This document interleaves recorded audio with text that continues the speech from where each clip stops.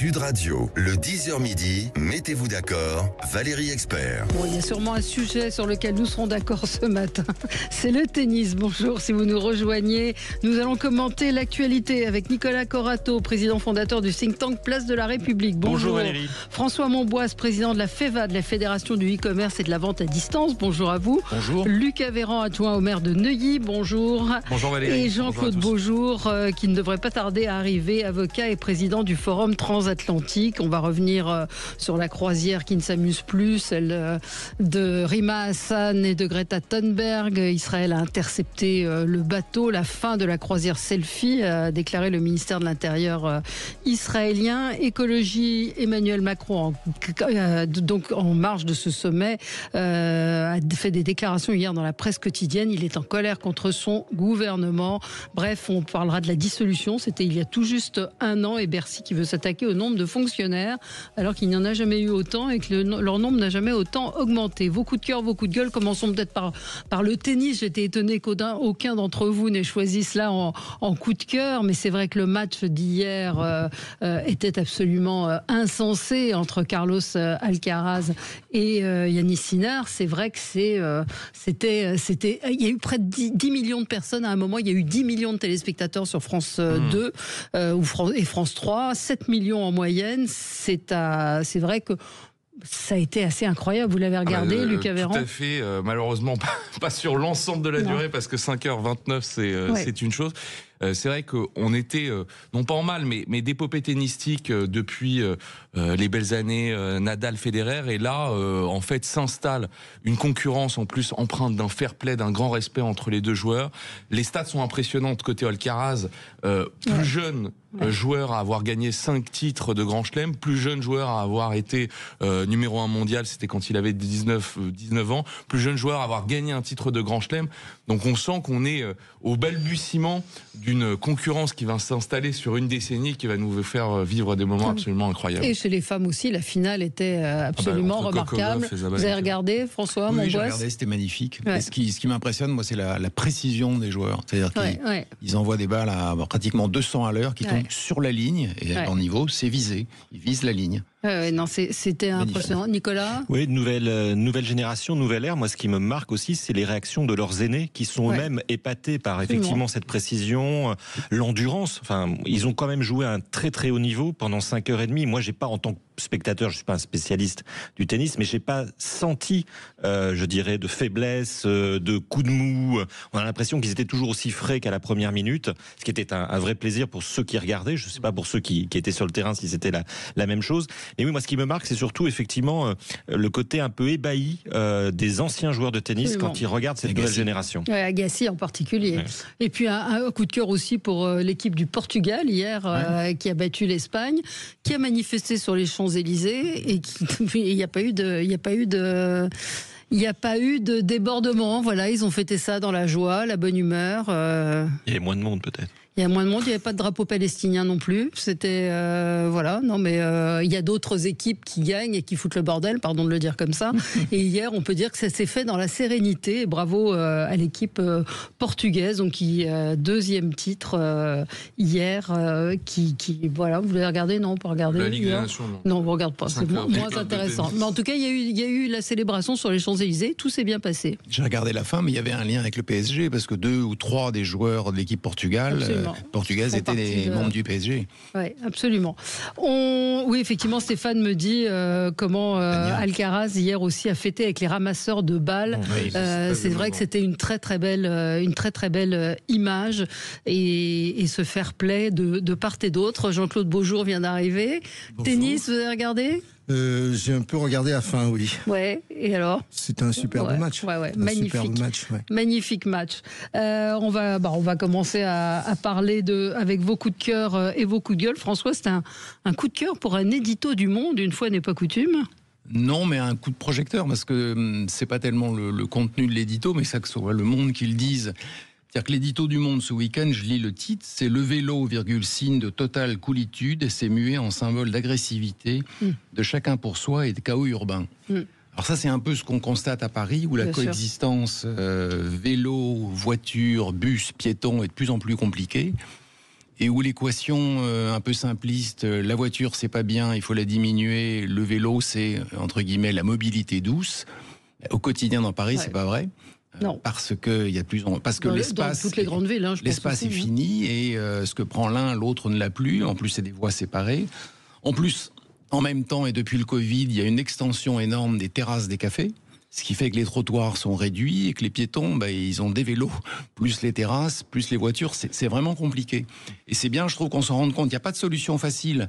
Mais la théorie qui est suivie par la mairie de Paris pour l'instant, qui est systématiquement, on diminue des places pour les voitures et on augmente le vélo, c'est compliqué. Oui. C'est compliqué pour les chauffeurs de bus, c'est compliqué pour les piétons. Et j'ai lu qu'un des projets de la mairie de Paris, c'est de bloquer le boulevard Saint-Germain entre Odéon et Saint-Michel.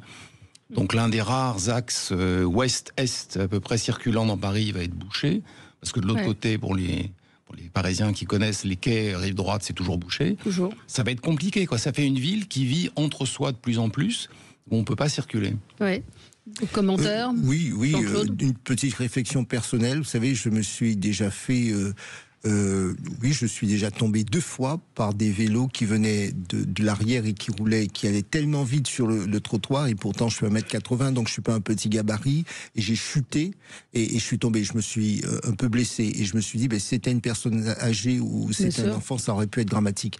Et une deuxième expérience, moi je connais très très bien, j'ai beaucoup séjourné au Japon. Eh bien, là aussi où le vélo a une grosse place, mais il y a des règles, même en vélo, il y a des règles de circulation qui sont respectées. On passe pas au feu rouge quand on est à vélo au Japon, bien et sûr. Puis on laisse passer les piétons, et même lorsqu'on roule sur les trottoirs, ce qui arrive, mais c'est à une vitesse suffisamment correcte pour qu'on puisse pas prendre le risque de blesser quelqu'un. Voilà. On va marquer une pause et on se retrouve dans un instant pour dire un mot si vous voulez là-dessus, parce que c'est vrai que le vélo, je pense que c'est le cas dans beaucoup de villes, a pris une place très importante. Alors on peut s'en réjouir, mais on peut aussi s'en inquiéter par certains comportements. À tout de suite. Sud Radio, le 10h midi, mettez-vous d'accord, Valérie Expert. Et nous sommes ensemble avec vous en direct sur Sud Radio en ce lundi de Pentecôte. Il n'y a pas grand monde qui bosse aujourd'hui, pourtant. Mais nous sommes là. C'était évidemment que nous sommes là, mais ça devait être une journée de solidarité, non? Aujourd'hui, tout le monde devait travailler. Ça a disparu dans les limbes. Plus personne ne comprend le statut de cette journée de solidarité. Oui, pas vrai, on la comprend pas. Voilà encore une loi pas comprise et pas appliquée. Et globalement, parce que sans les entreprises qui payent, en fait, c'est ça. Flexibilité pour les entreprises. Voilà, flexibilité, nous sommes flexibles. Et qui avait été prise à l'époque après la canicule, je crois que c'était 2004 ou 2003, dans la rapidité, et effectivement c'était dit, les jeunes ne s'occupent pas des plus âgés, etc., etc. Je pense qu'il aurait peut-être fallu prendre un petit peu de temps pour réfléchir aux déclinaisons nécessaires avec le vieillissement de nos populations, comment s'organiser aux plus fragiles, etc. Mais on va en parler avec vous, je crois, Nicolas, justement. Nicolas Corato, président fondateur du think tank Place de la République. François Monboisse, président de la FEVAD, c'est la Fédération du e-commerce et de la vente à distance. Lucas Véran, adjoint au maire de Neuilly. Et Jean-Claude Beaujour, avocat du Forum, avocat et président du Forum transatlantique. J'ai tout mélangé. On va revenir sur l'interception par Israël du bateau de Rima Hassan et de Greta Thunberg. On va parler écologie avec ce sommet auquel participe le président de la République et le président qui dénonce la passion pour un drame permanent. C'est ce qu'il dit, le brainwashing sur les faits divers, entre autres. On va parler de tous ces sujets avec vous. On continue avec vos coups de cœur et vos coups de gueule. On va peut-être faire avec vous, Nicolas. C'est un coup de gueule, justement. Oui, c'est un coup de gueule. Enfin, c'est un coup de gueule que je m'applique aussi à moi-même sur notre incapacité à penser le futur et à le penser de manière pluridisciplinaire. Je prends un exemple qui est le changement de direction du comité d'orientation des retraites. Je vous rappelle qu'il y a quelques mois, pendant la grande période des réformes, le fameux corps, ce comité, avait fait un certain nombre de prédictions, de projections, qui avaient été beaucoup débattues, qui avaient donné lieu à beaucoup d'échanges, de polémiques, et on va dire, pour synthétiser, que ce comité était plutôt sur l'idée que notre régime de retraite serait équilibré et resterait à l'équilibre encore quelques années. Puis, on a changé de directeur du comité d'orientation des retraites et celui-ci, en plein conclave, a fourni un rapport qui nous dit à peu près le contraire, c'est-à-dire que notre régime est structurellement déséquilibré et que si on veut le sauver à l'horizon 2035, voire 2070, il faudra travailler entre 68 et 70 ans. moi, je veux pas revenir sur le débat sur l'allongement de la durée de cotisation des retraites. C'est pas mon sujet. Mon sujet, c'est la méthode qu'on prend pour aborder ces thèmes-là. Et que, à mon sens, on aurait intérêt à regarder non pas le monde tel qu'il est, mais tel qu'il va devenir. Moi, qu'on réfléchisse au régime des retraites à plat sans intégrer, par exemple, l'impact de l'intelligence artificielle sur le monde du travail, l'impact du réchauffement climatique sur le monde du travail ou sur la population qui va travailler, l'impact aussi, par exemple, de changements socioculturels. On en parle peu, mais on a une génération ou des générations qui arrivent, qui ont un rapport à la natalité très différente, et chez les femmes un rapport à la fécondité qui évolue, et on est en train de réfléchir à sauver un régime qui date de 1945 avec des concepts qui datent de 1990 pour une échéance à 2070. Moi je dis simplement qu'on aurait peut-être intérêt à réfléchir de manière un peu plus pluridisciplinaire sur ces sujets, ne pas confier les retraites uniquement à des actuaires, ne pas confier uniquement les autoroutes à des polytechniciens, ne pas confier uniquement l'avenir de l'administration à des technocrates, mais réfléchir de manière un peu plus élargie avec des chercheurs, avec des penseurs, des universitaires, avec des professions libérales, plutôt que de s'en remettre à chaque fois à quelques experts qui ont un avis très tranché sur les questions, qu'on n'arrive pas à identifier, qu'on n'arrive pas à qualifier, et qui est souvent mouvant. Voilà, moi, je le répète, j'ai du mal à me projeter dans la société du travail de dans 20 ans avec l'intelligence artificielle qui tape à nos portes. Et moi, je ne sais pas combien nous serons de travailleurs encore dans 20 ans pour financer notre modèle social. Oui, et puis, par Jean-Claude Beaujeau. Oui, et puis vous dites bien que au fond, c'est penser l'avenir, c'est compliqué. Il y a des gens qui font ça très bien, des prospectivistes, et en permanence, les débats importants, on les laisse capter par l'émotion du moment. Ouais. C'est à qui sera le plus dans la souffrance. Et moi, j'entends, mais vraiment parfaitement, les gens qui vous disent, et je suis le premier à dire, le type qui est sur les chantiers à 6h du matin toute une vie, je trouve normal qu'à un certain âge, il vous dit, j'en peux plus. Mais ça, je le comprends vraiment. Mais dans le même temps, il faut aussi qu'on accepte, et c'est pas de faire du en même temps, c'est de dire est-ce qu'on est obligé de faire quelque chose de complètement lisse pour tout le monde, qui fait que aussi bien, je caricature, le cadre sup que le type qui est sur le chantier part au même âge parce que, etc., alors que l'on sait bien qu'aujourd'hui, par exemple, ce qui se passe, beaucoup de fonctionnaires ou de gens qui sont dans le secteur privé partent à 64, 65 ans et ils recréent leur job à côté parce qu'ils vous disent je vais pas passer 20 ans de ma vie à la maison et puis à planter à arroser les fleurs tous les matins. Donc et le débat est complètement capté par, effectivement, avec toute l'émotion qu'on peut comprendre, car par certains qui souffrent sur le plan du travail ou par des gens qui ont des carrières en zigzag, et puis on ne veut plus parler du enfin, reste. L'emploi des seniors aujourd'hui est un des plus faibles d'Europe. En France, 35%. On vous pousse gentiment vers la sortie quand vous approchez les 50 et quelques années. Mais c'est pour ça que Valérie, je vous dis, c'est une hérésie que de vouloir faire partir des gens, et dans le même temps, donc on ne fait rien pour pouvoir accompagner la carrière. Donc à 50 ans, vous dites que vous êtes un vieux. Et de même que dans beaucoup de domaines d'aujourd'hui, ce seront les intelligences artificielles qui risquent de travailler à la place des humains. Alors ça ne veut pas dire que les emplois disparaîtront autrement, il y aura certainement de nouveaux emplois qui seront créés, mais cette réflexion-là, on doit l'avoir. La question, par exemple, pardon de le dire, mais de prélever une partie de notre fonctionnement du modèle social sur les machines qui pensent, c'est une question qu'on doit se poser aujourd'hui. Comment on fait contribuer cette nouvelle économie au modèle social qu'on essaye de sauver. Et je trouve que le débat qui est simplement en train de se dire droite-gauche, est-ce qu'on doit allonger ou pas la durée de cotisation, me paraît être un débat complètement éculé. Oui. À droite comme à gauche, je dis. Je le dis clairement. Lucas Véran. Je mettrais quand même des éléments de nuance. Je trouve que c'est salutaire que le corps, à travers cette suggestion, cette recommandation, en fait, pointe quand même l'impasse dans laquelle on se situe.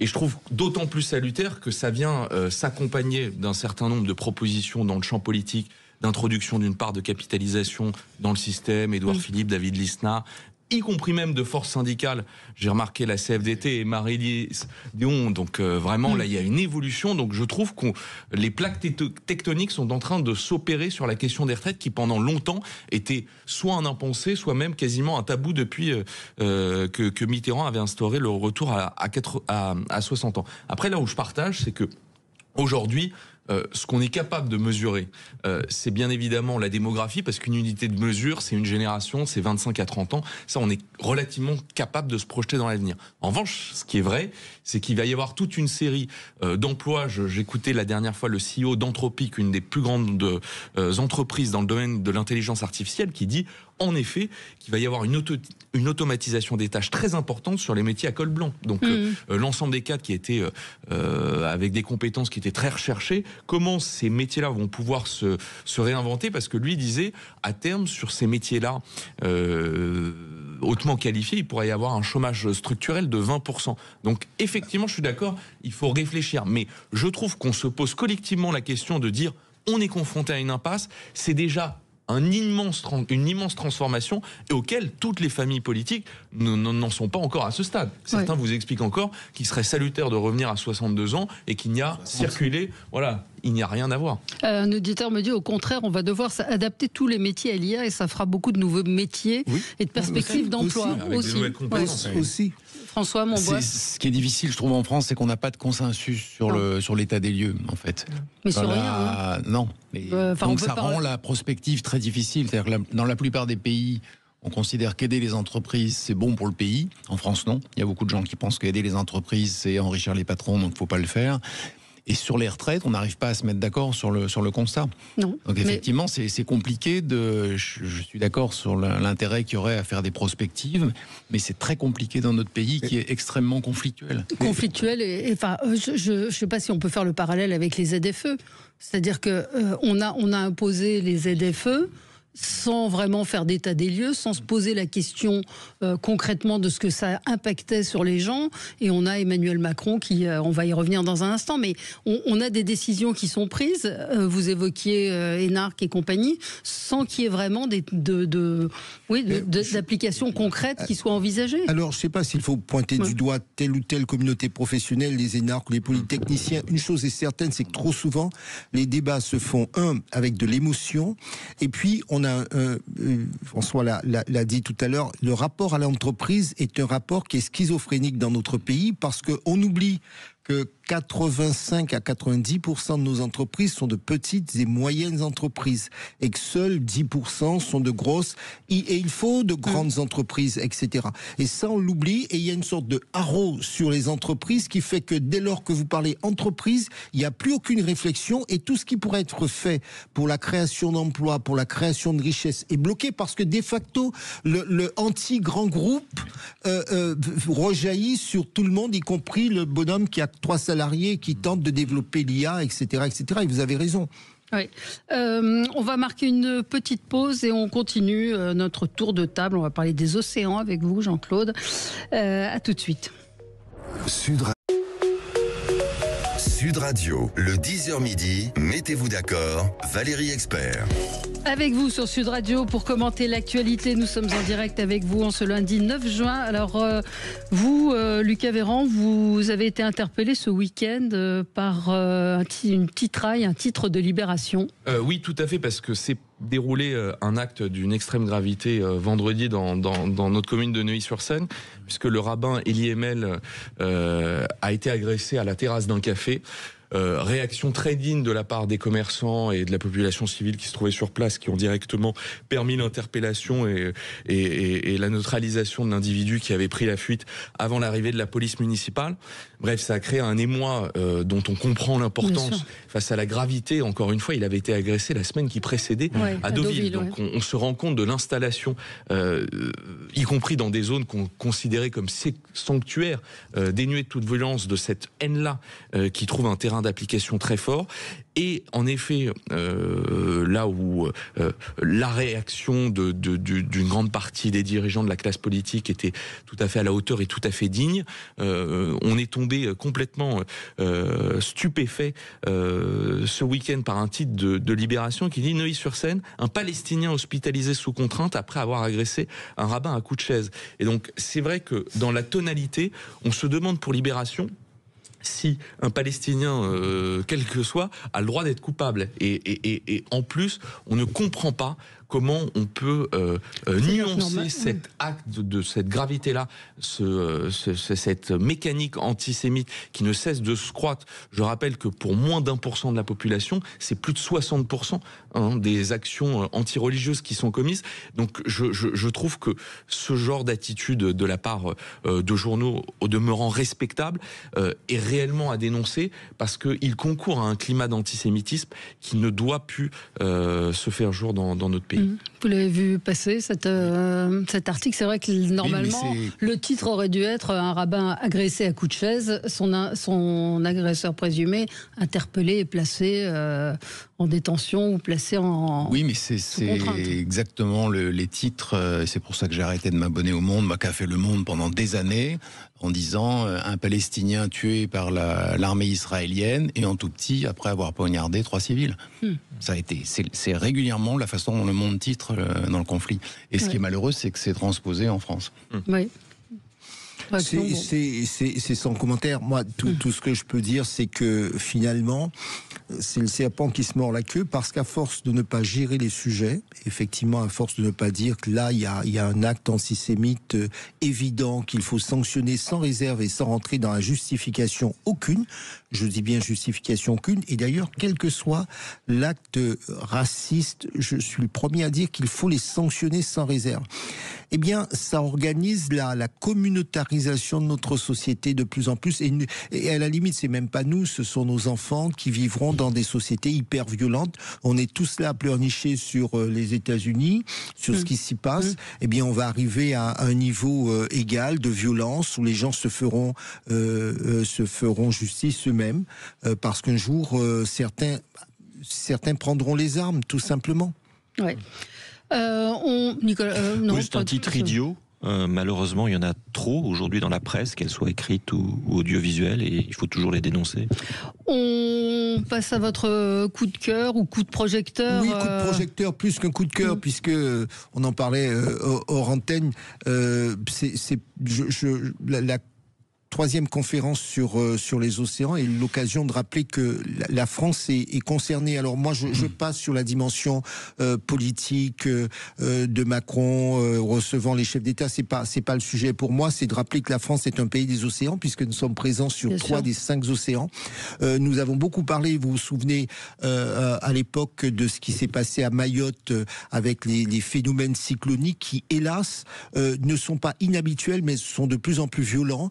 Je pense également aux phénomènes climatiques qui touchent les côtes atlantiques de Bretagne, etc., avec toutes les conséquences qu'on imagine, des gens qui sont délogés, des gens qui n'arrivent plus à s'assurer parce qu'effectivement les compagnies d'assurance ne prennent pas, ou c'est tellement cher que c'est insurmontable. Bref, je pense aussi je change d'océan, mais aux Antilles, où il y a le phénomène des sargasses qui rend impossible, et c'est un drame sanitaire, on l'oublie, c'est un drame sanitaire avec des conséquences médicales considérables. Eh bien, c'est l'occasion de dire, s'il y a 3e conférence sur les océans, il faut aborder ces sujets et voir précisément comment est-ce que, on prévient, deuxièmement, on accompagne, parce que l'on sait que les mesures qui vont être prises seront des mesures à 25, 30, 40, 50 ans.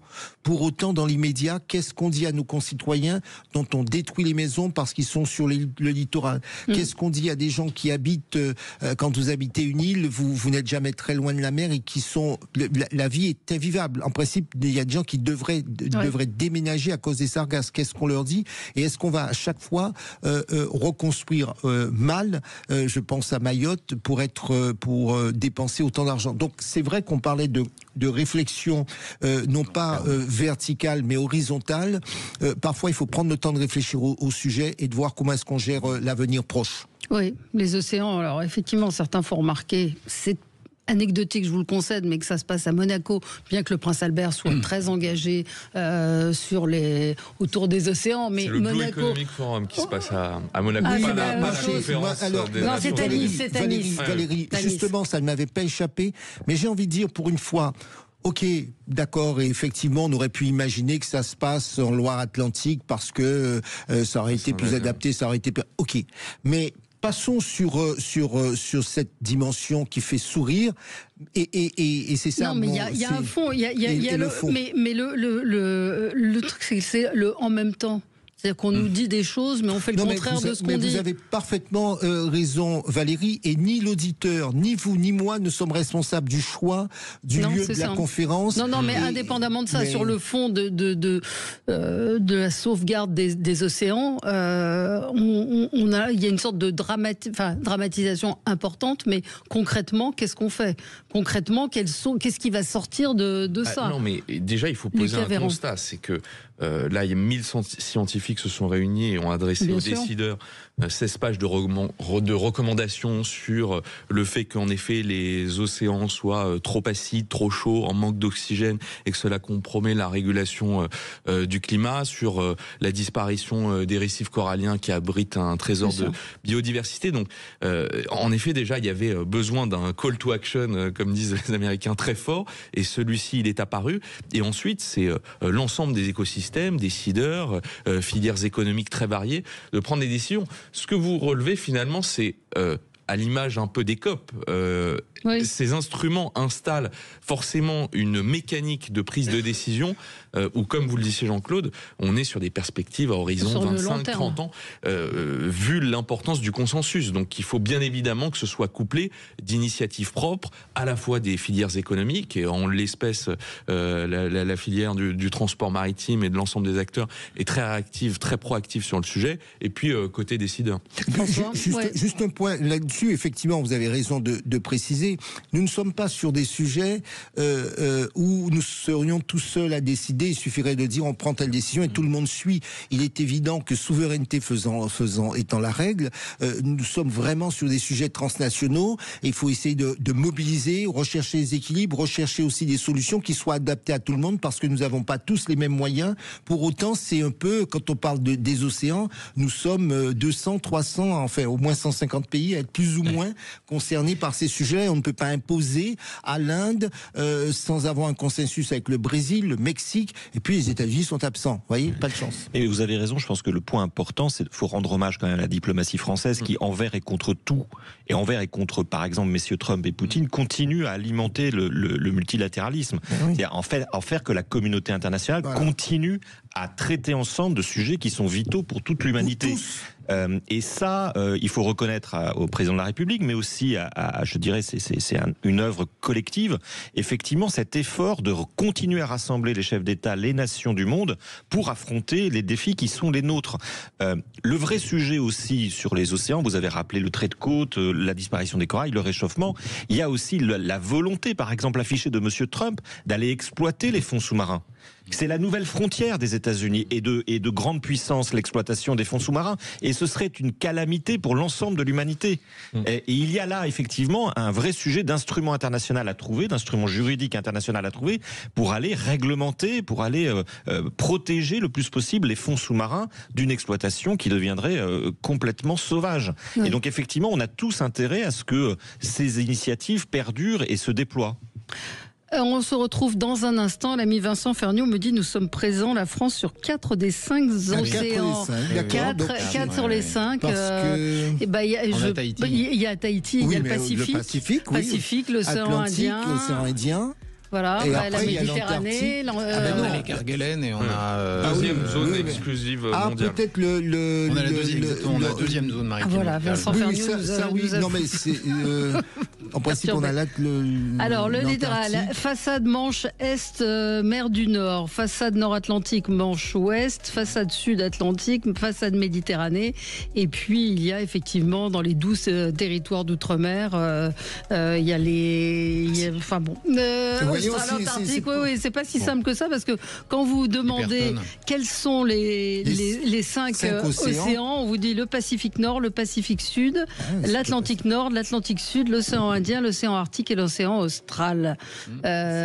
C'est voilà. Bon, on se retrouve dans un instant. On va faire le point là-dessus.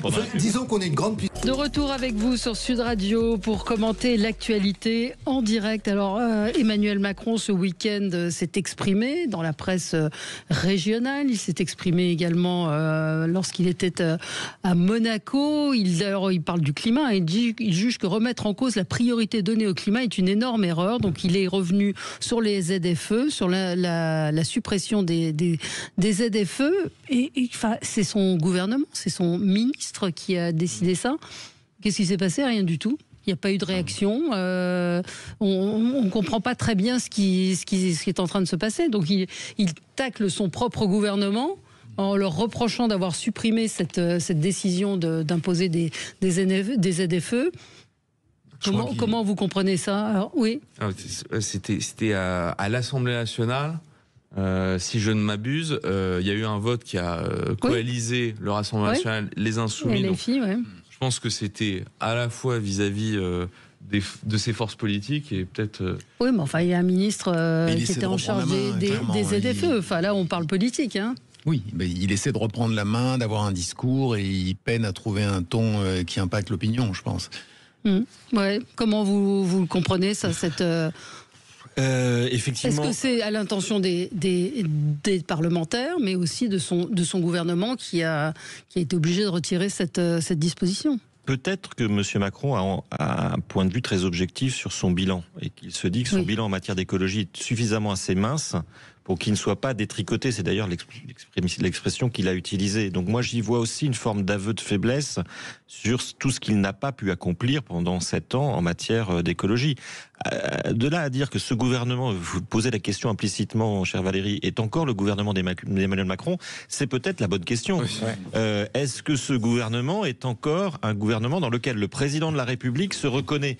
Et puisque nous fêtons l'anniversaire de la dissolution, on voit bien effectivement que c'en est la conséquence. Moi, j'aimerais bien poser la question à ce président de la République. Ce gouvernement correspond-il encore à sa présidence de la République ou est-il en cohabitation? Mais c'est un sujet, effectivement, qui illustre très bien cette polémique sur l'écologie. En fait, c'est bien cela pour moi le sujet, c'est dans quel régime se trouve-t-on, dans quel cas de figure, puisque nous ne sommes pas dans le cas de la cohabitation où ça aurait été une responsabilité du gouvernement, et on l'a vu aussi bien avec François Mitterrand qu'avec Jacques Chirac, c'était de la compétence du gouvernement, il n'avait pas sur tel ou tel sujet compétence, dont acte, et le Premier ministre assumait la responsabilité de la politique qu'il menait. Ou on est dans un système majoritaire classique où le président effectivement a son mot à dire et le Premier ministre rapporte au président. Là, on ne se trouve dans aucune des deux figures que je viens de décrire, et c'est bien le sujet. Et comme vous parliez de fêter la dissolution, moi, au fond, je ne fête pas la dissolution. Non, c'est l'anniversaire. On avait compris. C'est l'anniversaire, il y a un an, jour pour jour. Il faut bien qu'on réveille tout le monde. Voilà. On va avoir les bougies. On va avoir les bougies. Mais c'était pour taquiner mon voisin. Mais bien sûr qu'effectivement, cette situation nous a mis dans l'impasse, très clairement. Surtout qu'on a quand même quelque chose qui n'existe pas dans les autres pays, c'est qu'on a deux partis en fait, qui gouvernent ensemble au gouvernement, c'est-à-dire les macronistes et LR, mais il n'y a pas d'accord de gouvernement. Non, mais c'est ça. Et dans les autres pays, il y a des accords. Quand les SPD et les chrétiens démocrates gouvernent ensemble, ils font une liste des 15 sujets sur lesquels ils sont d'accord. Là, ça n'existe pas. Donc c'est au coup par coup, au cas par cas, que les partis sont d'accord. En sachant que tous les jours, on demande quand est-ce que le ministre de l'Intérieur va s'en aller et que tel autre ministre dit j'attends... Lucas Véran. Sur la question de l'écologie, je pense que aussi... sur la décision, enfin le propos d'Emmanuel Macron, il visait la suspension de MaPrimeRénov'. Oui, aussi. Et je pense que c'est ça. En fait, il y a la ZFE, il critique les parlementaires. Et il y a MaPrimeRénov', la décision qui a été prise par le gouvernement de supprimer, de la reporter, de la suspendre. Ce qui est vrai, c'est qu'il y a 12% des dossiers qui sont considérés comme frauduleux. Donc on n'arrive pas à maîtriser, on va dire entièrement sur toute la chaîne de valeur la distribution de ces aides. Il y a un vrai bouchon. Donc moi je comprends que il soit le papa de MaPrimeRénov', qui a été complété ensuite par MaPrimeAdapt', que ce soit des beaux instruments de politique publique, mais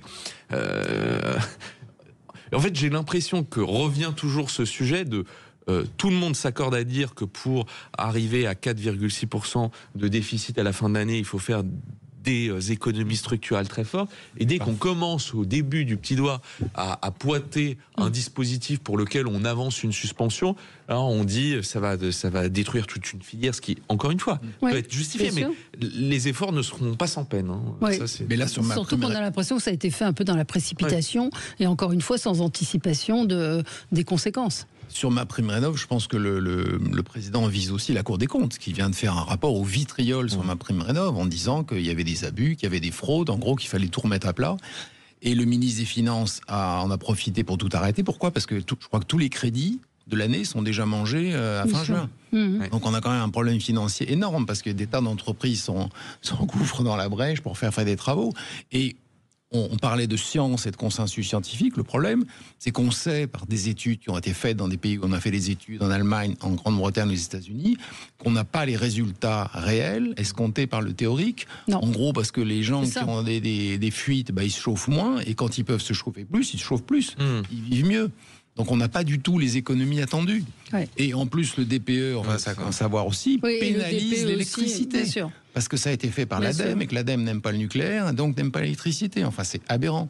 Tout à fait. Le truc n'est ni fait ni à faire.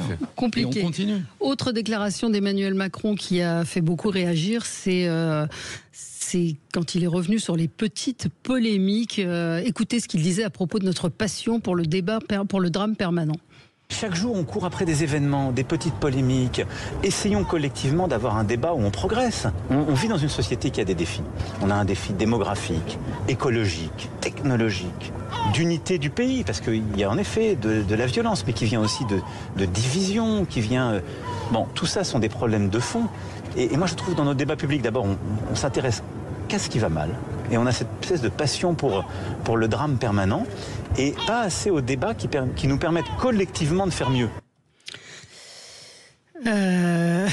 Nicolas. Moi, je pense à la phrase, c'est dans la pièce Tartuffe de Molière, retirer ce sein que je ne saurais voir. Ouais. C'est-à-dire, on a un président qui est peut-être un des présidents les plus bavards de l'histoire de la Ve République et qui reproche à ses homologues du débat politique de trop parler ou de toujours parler. Ce président, on l'a suffisamment dit ici ou ailleurs, est dans le commentaire permanent et reprocherait à d'autres de commenter. La vraie question, c'est qui gouverne et comment on gouverne.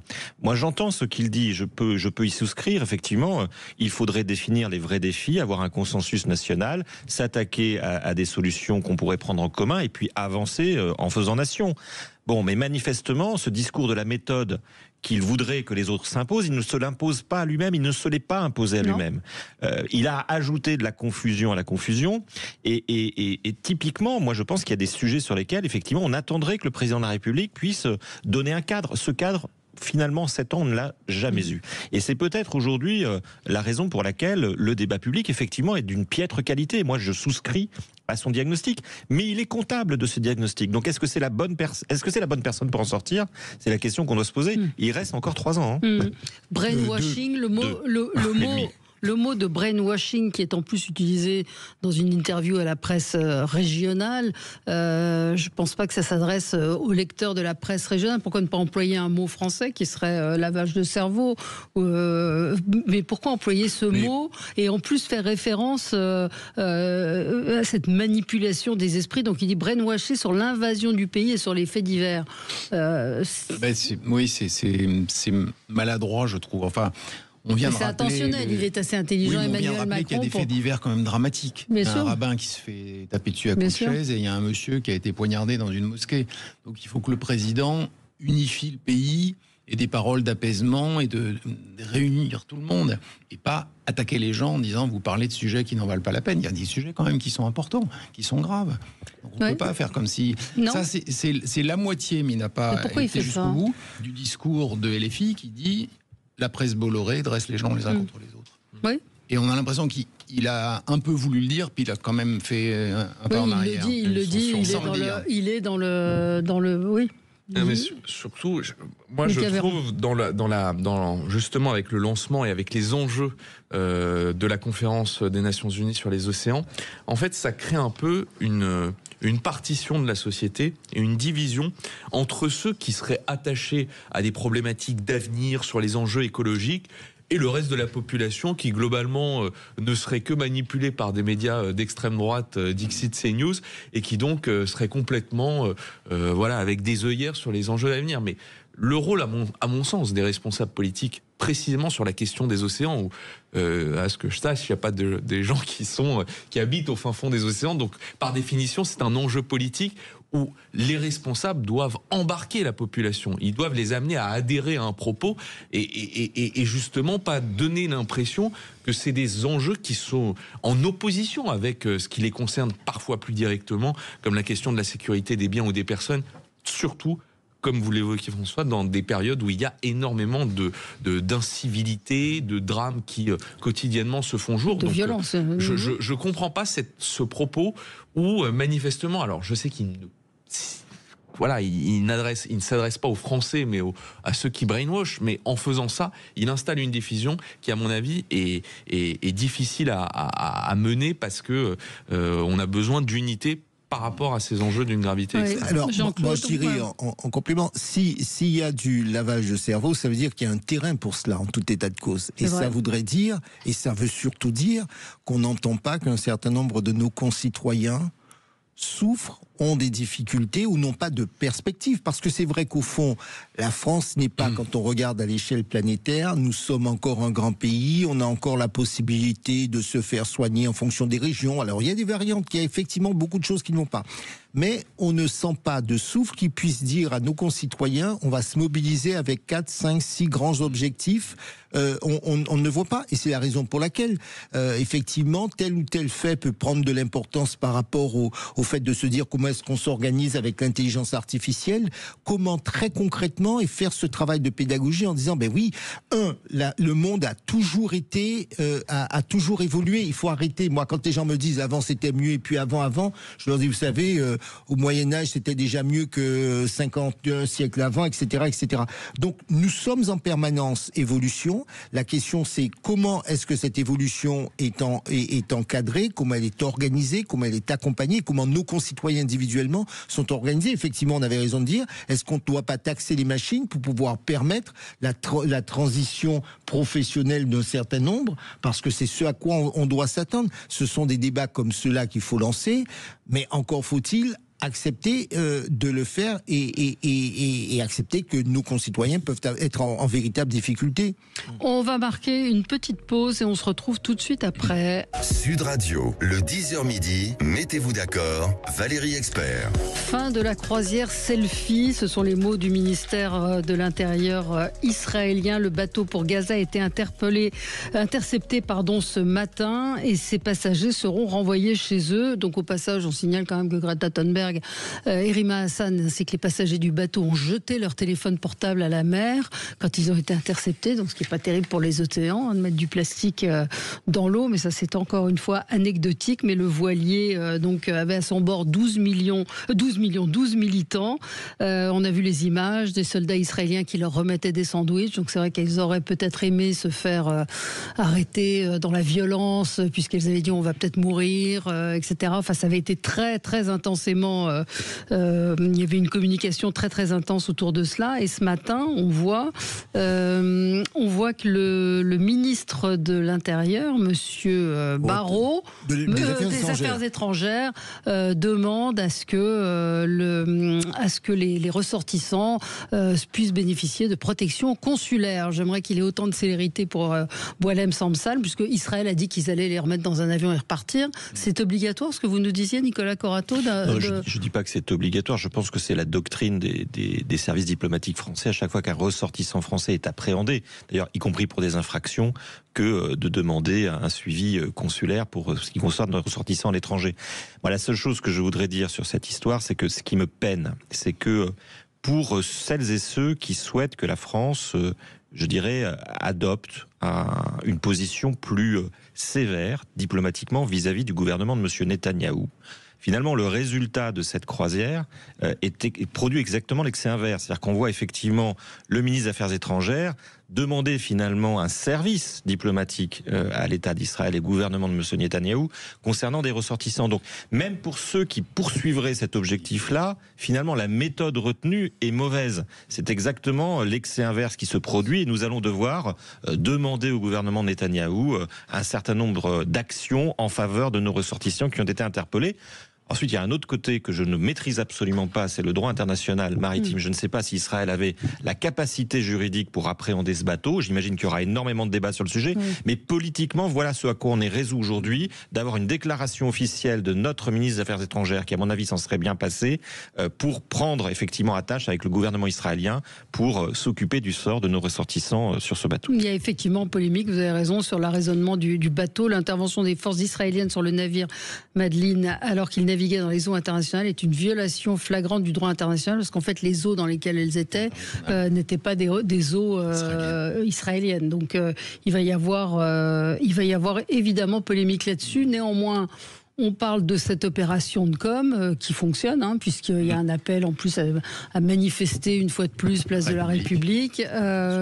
François, je suis d'accord avec ce qui vient d'être dit. Ça a détourné les caméras des gens de Gaza qui souffrent pour s'occuper de deux jolies filles qui se prenaient en photo au bord de la mer. Enfin, c'est et s'est fait allumer d'ailleurs Rima Hassan parce qu'elle avait du vernis sur les ongles et que ça, c'est pas bien. C'est pas très écologique. Non. Et puis dans la religion, c'est pas non plus accepté. Lucas Véran sur cette expédition. Non, mais je suis entièrement d'accord avec ce qui a été dit par Nicolas. C'est une démarche en partie égotique qui certes crée beaucoup d'audience, mais très peu de conviction. Puisqu'on en parle. Qui emmène très peu de gens à changer un peu leur terrain et à sortir de positions établies pour essayer, dans un sens comme dans un autre, à essayer de trouver des solutions. Je pense que c'est plutôt des postures qui radicalisent le discours, radicalise fortement une partie d'extrême gauche qui ne souhaite pas trouver de solution à ce conflit, et de l'autre côté, légitime aussi une posture en disant si c'est ça l'alternative que vous nous présentez, franchement on n'a pas matière à pouvoir discuter avec vous. Donc je pense qu'en tout point de vue, cette opération ne permet d'aucunement faire évoluer le terrain. Non, d'avancer les choses, et au contraire, comme le disait Nicolas, nous met dans une situation aussi vis-à-vis d'Israël redevable. C'est une opération absolument nulle. Stéphane Dieu, j'espère que le Conseil de l'Europe va la sanctionner, car c'est les fonds européens qui lui permettent de faire cette jolie croisière. Je ne sais pas si c'est les fonds européens, mais je ne sais pas si ce sont des fonds européens. Toujours est-il que Madame Rima Assad est une formidable communicante. Absolument. Et je finis par me dire que beaucoup utilisent la cause palestinienne à des fins personnelles, politiques ou autres, mais en tout cas, je ne pense pas qu'elle serve la cause palestinienne en ayant ce type de démarche. En revanche, elle fait parler d'elle, et c'est peut-être ce qu'il y a de plus important pour elle. Un mot sur la dissolution, vous l'avez dit Nicolas, c'était il y a 1 an, et un sondage dans le Figaro nous apprend que les Français portent un regard très sévère sur cette dissolution, et c'est vrai que... il y a plusieurs articles assez intéressants d'ailleurs qui montrent que le président de la République refuse de reconnaître que ça a été une erreur. Il avait dit que ça n'avait pas été bien compris, ça avait été mal compris. Oui, 66% des Français jugent finalement mauvaise la décision d'Emmanuel Macron de dissoudre l'Assemblée. Pas de nouvelle dissolution, moi j'ai vu. Oui, ils ne veulent pas de nouvelle dissolution. C'est un changement, parce qu'à l'époque, les gens étaient plutôt contents qu'on leur donne la parole. Oui. Mais on a l'impression qu'au bout d'un an, ils voient que ça ne marche pas et ils n'ont pas envie qu'on recommence. Mais oui, Lucas, sur cette dissolution, et est-ce que pour Emmanuel Macron serait l'occasion de rebattre les cartes ? Non, je pense pas. Je pense que les gens font le constat, et c'est d'ailleurs dans l'enquête qui a été réalisée, à 63%, ça a été dommageable pour la capacité à conduire, pour notre action publique en fait, à avoir des décisions qui ont de l'impact.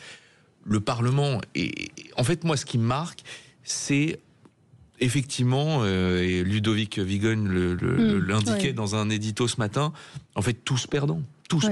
Tous les responsables politiques, toutes les forces représentées au Parlement sont perdantes dans cette opération. Parce que certaines montrent que finalement, elles ne poursuivent que leur intérêt électoral à court terme. D'autres ont montré que finalement, elles n'étaient pas dans une responsabilité pour essayer de faire avancer le pays. D'autres se projettent davantage vers l'exercice de l'élection présidentielle que vers des solutions à court terme. Donc la classe politique est disqualifiée dans son ensemble. les audiences des émissions politiques régressent. Donc la vraie question, c'est est-ce que par cette décision, Emmanuel Macron n'a pas créé une distance de plus en plus grande entre la classe politique et les Français? Et c'est ça qui m'inquiète plus que finalement de savoir si c'était une bonne ou une mauvaise décision. J'ai peur que le divorce se consomme encore plus, de plus en plus. Ouais, Nicolas. Oui, ce président n'a pas changé.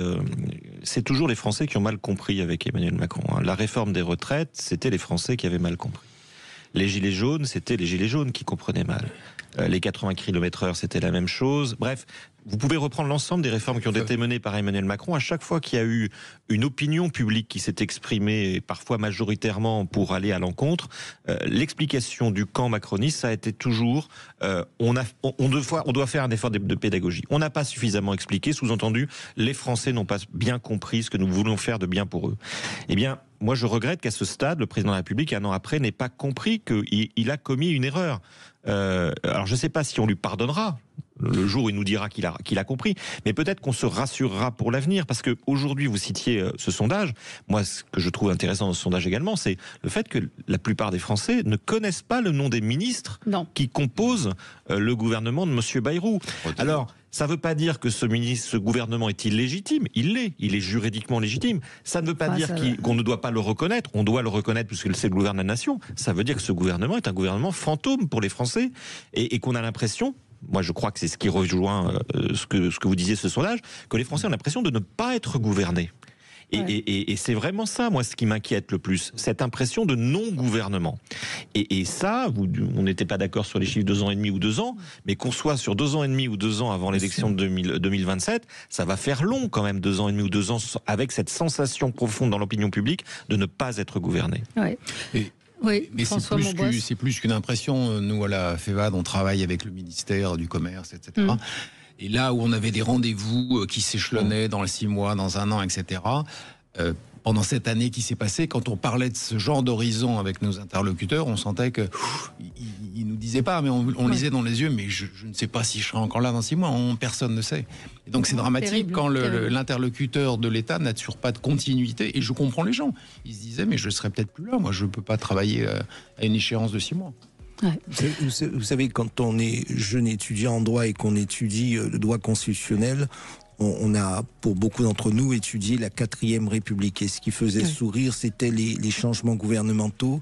C'était un ministre qui partait au Havre vers les États-Unis pour un voyage officiel. Et quand il arrivait 4 jours plus tard à New York, il avait cessé d'être ministre pendant le voyage. Il a été ministre de quelque chose d'autre en arrivant, etc. C'est pour vous dire à quel point la vague de l'instabilité politique était celle-là. Et puis on souriait toujours. Un bon Français, on souriait des Italiens parce que les Italiens, il y avait des gouvernements. Il y avait encore eh bien, hélas, je vais vous dire, le 9 juin dernier, le 8 ou 9 juin dernier, c'est vrai que on m'a remonté les bretelles. Voilà. On se retrouve demain. Très bonne journée sur Sud Radio.